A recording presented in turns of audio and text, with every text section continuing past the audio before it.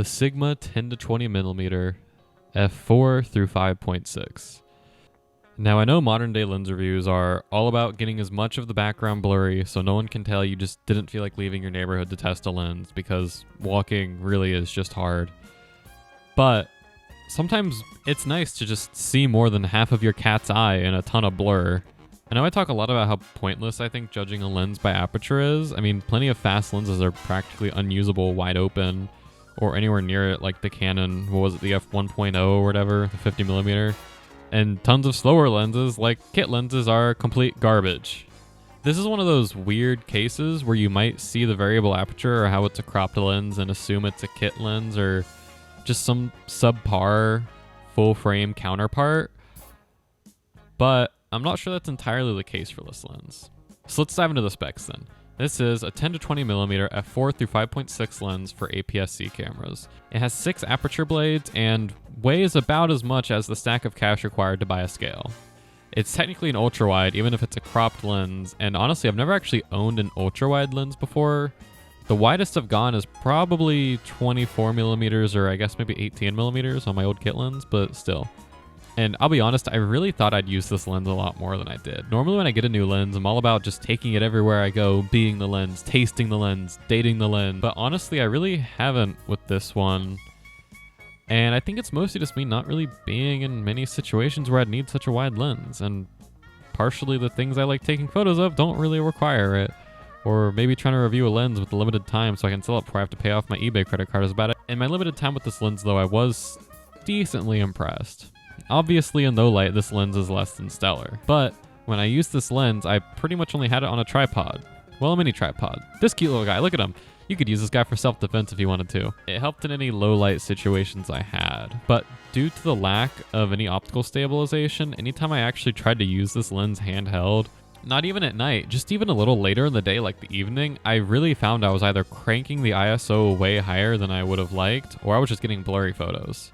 So if you don't plan on using a tripod, don't really plan on taking this out later in the day or in just anywhere where the lighting isn't really good. I mostly use this lens in the middle of the day or later in the evening with the tripod. When I did have good lighting or a tripod, the images are decently sharp, at least when stopped down for me. At 10mm wide open, this lens is pretty soft in the corners with a ton of vignetting. It is decent in the center though. Stopping down to 5.6 will help a little in the corners, and going down to f8 will help a little bit more.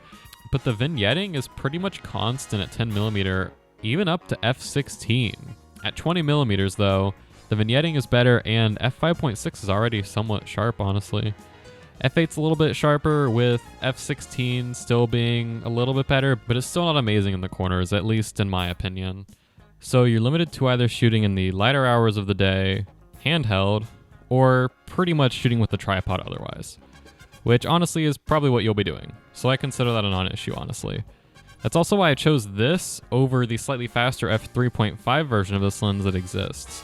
I pretty much just put this on my tripod and left it, and it never left there, which meant that extra like half stop to stop and a half of light, pretty much pointless for me. I mean, you're not really trying to blow out your backgrounds or anything with this lens, and if you're on a tripod, honestly, most of the lighting doesn't really matter for me. And speaking of no transitions, focus is actually pretty fast and accurate.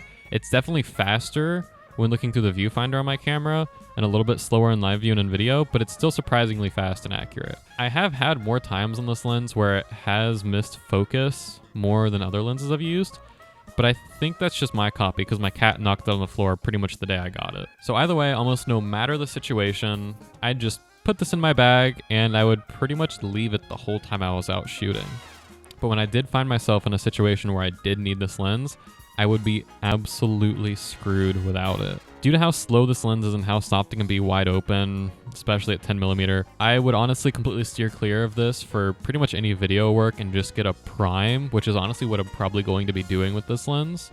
But the main reasons I like this lens are honestly just because it's a cheap way to get a nice variety of wide focal lengths and apertures. I mean, you can get the Sigma 17 to 50mm, which is what I have, and between this and that, you can cover a really large amount of focal lengths with two pretty cheap lenses. So even though this lens is pretty slow, it does have a variable aperture, and it can be pretty soft. I'd still consider this a good addition to a small kit of lenses if you're on a budget. If you can put up with some of the drawbacks that, depending on the situation, couldn't be an issue at all, then this really is a good lens for you, honestly. Or it could just be a good lens for testing out ultra-wide, you know, in general, or ultra-wide just for seeing what prime lens you want to get when you sell this, like I'm gonna do. So while it's not the best lens I've ever used, and it's not a lens I'm probably going to keep, unlike most of the lenses I review, which I actually do keep in a slightly too large collection that I'm slowly thinning out. So even though this isn't really the best lens, and I'm honestly probably not even going to keep it. I usually keep most of the lenses I review, at least recently. This lens is just a great way to test different focal lengths and honestly just have fun. You know, it's not the sharpest or the fastest or doesn't have any optical stabilization, but I'm not really selling this. But it's just, honestly, it's just a great play lens. So I'd suggest pretty much anyone get one and just try it out, have fun. So yeah, that was a short review, wasn't it? But I'm gonna just try and start making more content soon. So if anything you guys are interested in watching, just let me know. And there's a very high chance I'll do it if it doesn't require an extreme amount of money. So yeah. So thank you guys for watching. Hope you enjoyed. I'll see you next time.